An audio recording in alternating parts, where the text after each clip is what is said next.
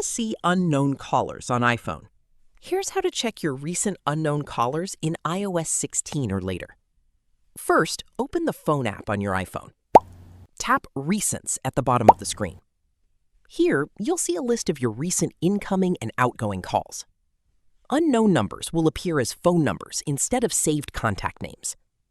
If you want to find out who called, tap the info icon next to the number.